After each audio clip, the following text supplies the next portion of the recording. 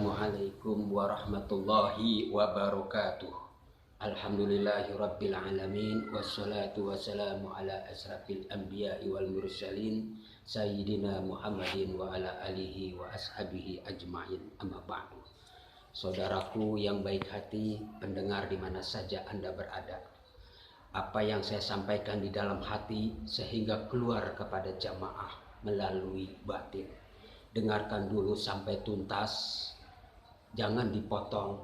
Inilah cara mengenal Tuhan yang sesungguhnya.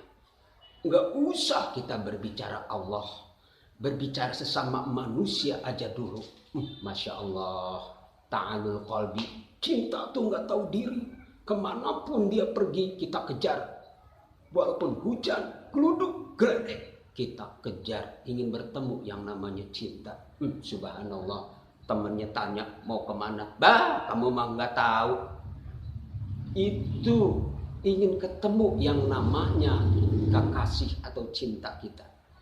Padahal mah yang kita temuin bakal nyakitin hati kita, yang bakal benci sama kita, yang bakal akan ninggalin kita. Tapi kita kadang-kadang habis-habisan ingin bertemu namanya kekasih. Atau itu yang disebut akul ahim. Biarpun jauh kita kejar, gunung akan kudaki, lautan ku seberangi. Kita bisa ngojai sih. Itu kalau pakai pemikiran otak dan manusia, itu rasa-rasanya bukan manusia lagi. Di rumah mah istri cakep, sangat cantik, sopan ku sopana, istilah Sunda bager ku bagurna. Tapi kita habis-habisan ingin bertemu yang namanya kekasih, istri, anak buat ditinggalin. Apalagi kita cinta kepada Sang Maha Holi. Yuk kita habis-habisan. Kita habis-habisan benar-benaran. Bagaimana caranya? Tentunya dengan melalui syariat dulu kita belajar. Fadkuruni arkurkum. Ingatlah kau kepadaku. Niscaya aku akan ingat kepadamu. Kejauhan manusia dengan Allah. Karena hati kita itu selalu bohong. Disitulah letaknya bagaimana belajar syariat. Tentunya kita harus melakukan dengan syariat.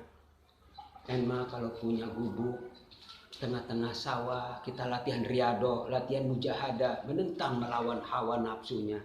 Nah sudah naik, baru meningkat ke thariqah, ke perjalanan, lalu menuju ke hakikat dan ma'rifatullah subhanahu wa ta'ala. Jadi kalau kita udah belajar naik sedikit demi sedikit dengan ilmu ma'rifat, jadi kalau kita pakai syariat mah nggak akan ada ketenangan, tidak akan bakal ada ketentraman. Ya kalau memang kita cari usaha ya sugi ya susah ya susah. Apa-apa disertai dengan Allah. Yuk istilah Sunda kita indit kena syariat. Bukan dalam arti kita nggak senangin syariat. Syariat tanpa hakikat hukumnya fasik. Hakikat tanpa thariqah hukumnya batal. Saya juga tahu, ngerti. Kita hablum minanas. Nah, bagaimana caranya yang kita kerjakan supaya kita benar-benar cinta ke Gusti Allah, cinta kepada Sang Maha Pencipta, yaitu dengan perasaan batin, dengan perasaan hati, dengan kulbu. Sebagai kita benar-benar cinta sebagai holik, tentunya harus kita ada yang dijauhin. Yaitu apa? Makhluk. Makin dikejar kita, makin menjauh. Makin dikejar kita, makin takut katanya. Lalu kita zikir riyadhah ke gunung, ke sawah, ingin mencari ma'rifatullah. Nah, jadi akhirnya kita cinta sama Allah, demen. Jadi udah nggak normal. Nantinya disangkanya edan. Padahal mah bukan edan. Yang edan itu caleg, anggota legislatif kalah, rumah sakit, itu syariat. Karena dia pakai otak. Tapi kalau kita edan bukan ke makhluk, tetapi kita edan ke Allah. Muhammad juga gitu, disangka majnun. Dia saking udah naik, mungkin lulus ketingkatanannya. Nah seperti itu. Saudaraku yang sangat berbahagia dicintai Allah subhanahu wa ta'ala. Nah mulai dah makin lama udah mulai nggak ngerti istilah Sunda. Makin lama, makin udah nggak ini. Apa kata masyarakat? Apa-apaan begituan. Apa enaknya sih zikir ninggalin istri cantikku cantik nah rumah ada apa-apaan begitu. Dan orang nggak tahu bahwa kita lagi riyadhah menuju ke Gusti Allah. Muhammad juga begitu, istri cantik Khadijah, orang kaya, tapi ada keganjelan di dalam hatinya. Beliau tapa. Nah, seperti itulah cara untuk mengenal Allah, sedikit-sedikit kepada ahlinya, kepada ahli thariqah atau ke guru mursyid, guru-guru kita. Jadi lantaran kita sudah rada naik dengan ilmu syariat, sedikit-sedikit ada peningkatan, jadi masuk ke kolbu, jadi bakal berbuah di diri kita, ta'alul qalbi, di dalam hati kita makin lulus, yaitu ka'annallaha ka'anna yanabayana yadai.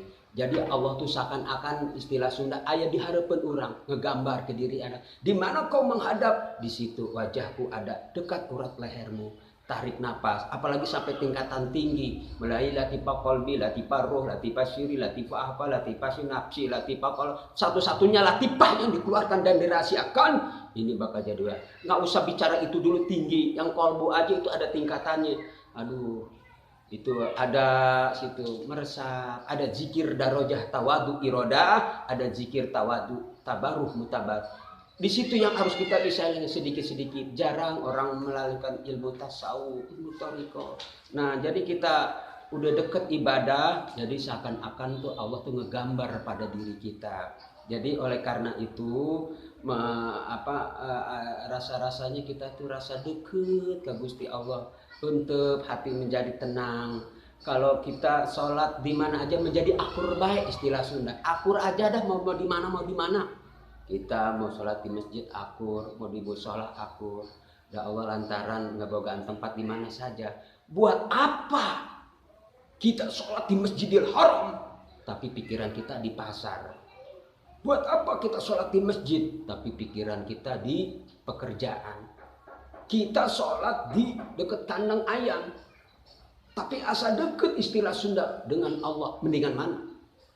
Nah, melalui itulah, melalui jasad dan ruh kita disatu padukan, yaitu ada tingkatan bertanya kepada guru thariqah, guru mursyid. Jadi istilahnya jadi orang menjadi wali itu, jadi kita tuh Allah itu jadi udah ada di depan kita, jadi lupa kena syariatna gitu bahasa itu. Encan pana tapi bako. Jadi lupa. Beratnya ke Gusti Allah, ke dunia rusak semua.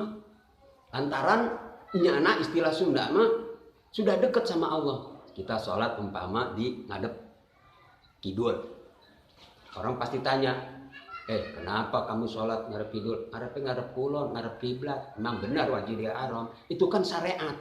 Oh, saking lupanya. Oh iya, padahal mah Allah nggak berikan tempat. Oh iya, sebenarnya Allah mah nggak berikan tempat, di mana saja berada. Jadi sebenarnya kita tuh kalah hujah. Kalau dia mau ngomongnya pakai syariat, pakai kompas. Kalau kita ngomongnya pakai batin, jadi nggak nyambung. Disangkala bid'ah, disalah, banyak ditentang. Yuk kita tanyakan dulu sama ahlinya, yang ahli menuntun.